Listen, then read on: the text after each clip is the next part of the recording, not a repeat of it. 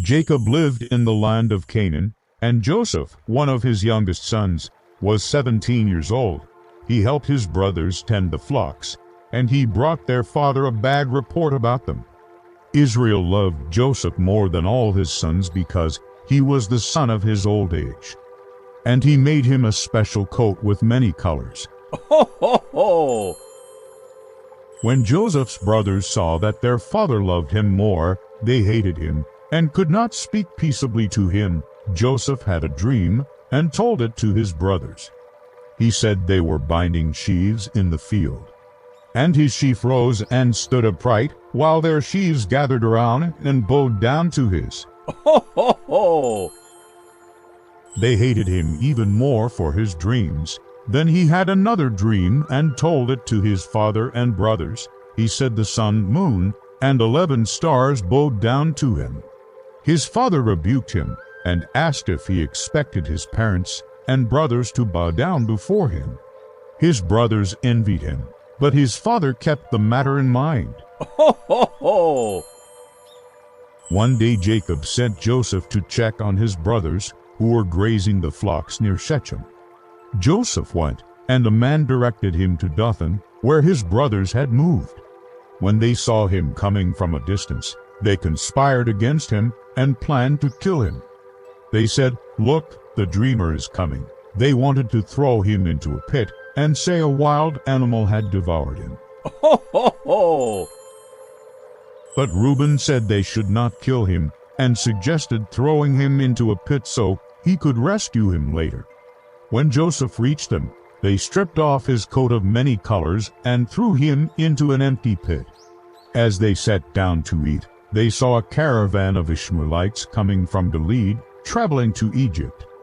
Judah said they should not kill Joseph, but sell him, because he was their brother. Ho, ho, ho! They agreed, and they sold Joseph for 20 pieces of silver. The Ishmaelites took Joseph to Egypt.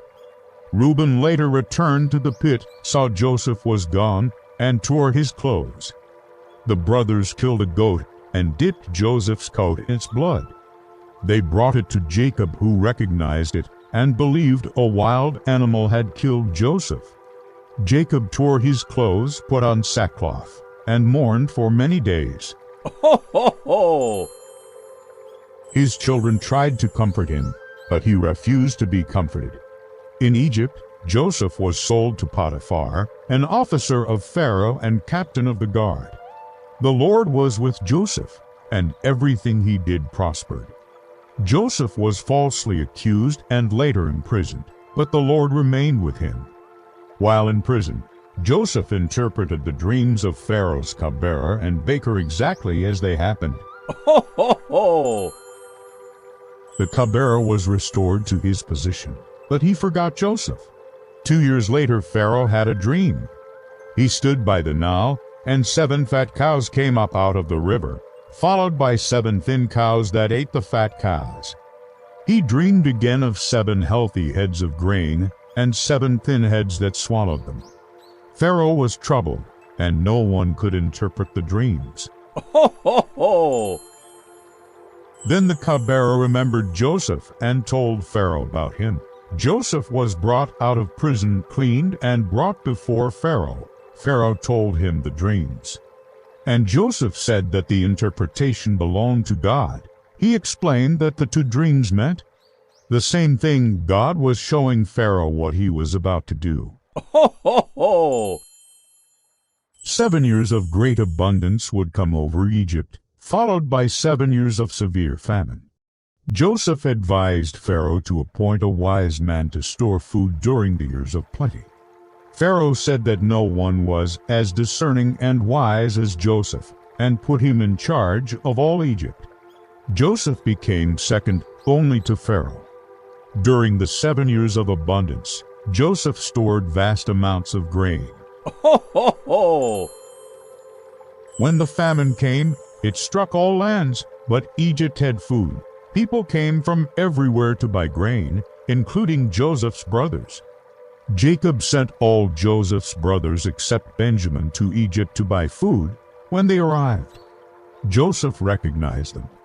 But they did not recognize him. Joseph spoke harshly to them at first and tested them. Ho, ho, ho!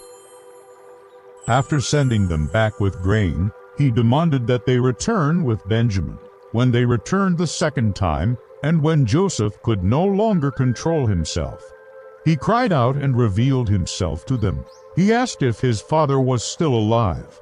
The brothers were shocked and afraid, but Joseph told them not to be distressed or angry with themselves. Ho, ho, ho!